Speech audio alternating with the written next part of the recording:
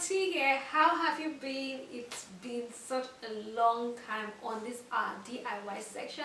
I know these are DIY weekends for self-care, for rejuvenation, for chilling, for relaxing, flexing, and pressing necks.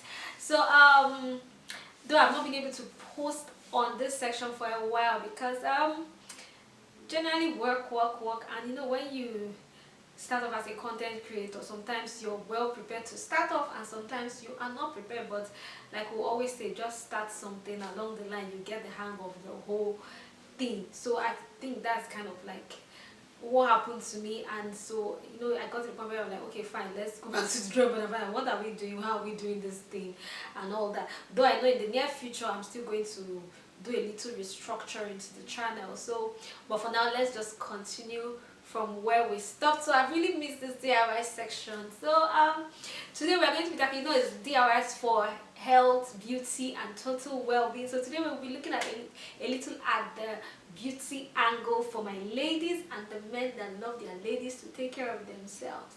So today we're going to be looking at how to one way that you can control breakouts on your face. Yeah, one way that you can check pimple breakout on your face, and that is by how you care for that is caring for your makeup brushes. Some people don't know that their makeup brushes can actually cause pimples on their faces.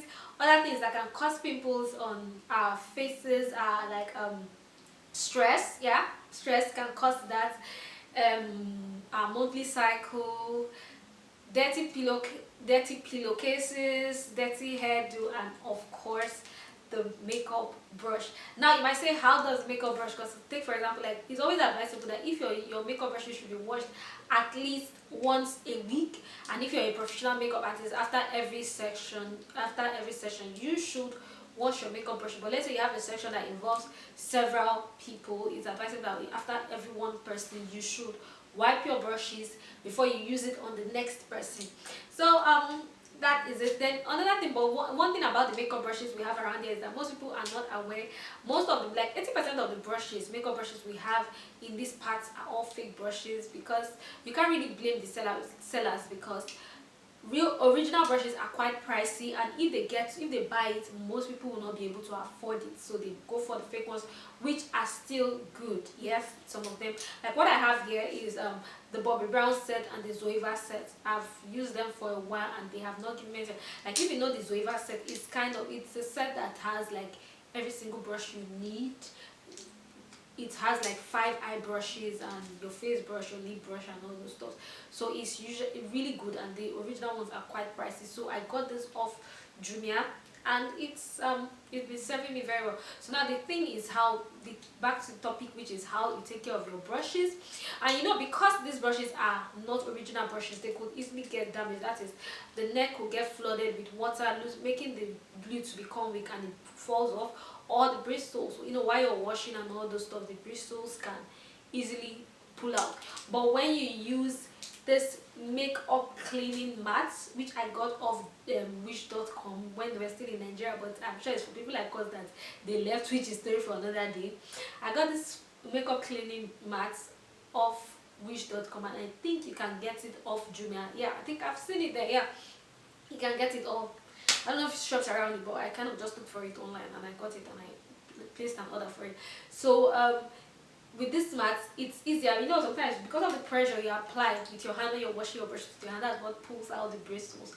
But when you use this mat, though there's some form of pressure, you still have to apply on it because it's kind of like a support. It's not like you don't get to use your hand.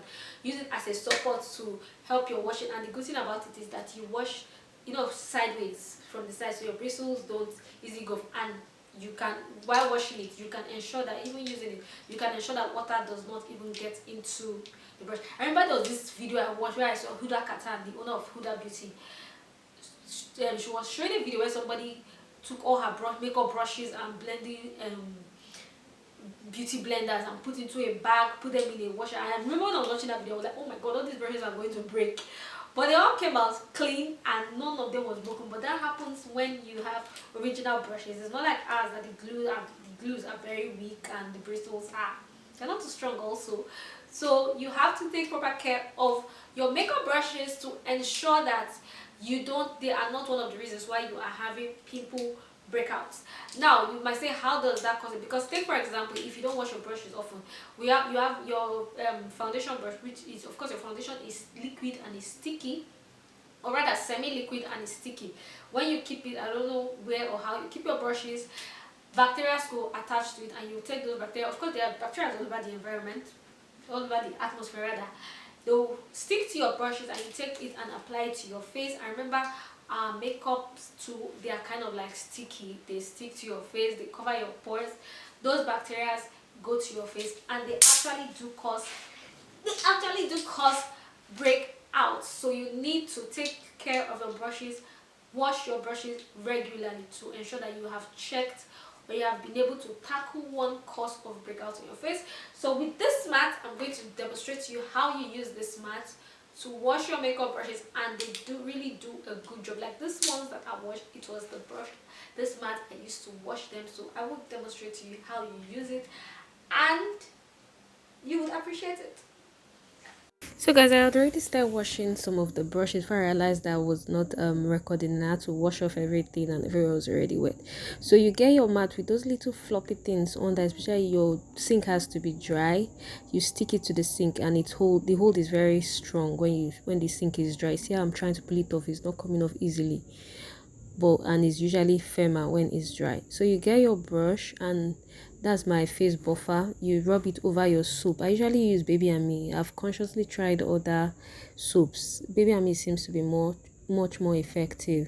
So you just rub it over the soap, and then you just start rubbing it over your mat. You could get it wet, or you could wet the mat, or you could put water on the brush, and then you just start rubbing it over the mat like that. Then if you need to apply a little water, but just on the bristles, you do that. And of course, you don't apply as much pressure as you apply when you're using just your hand from start to finish of cleaning the mat.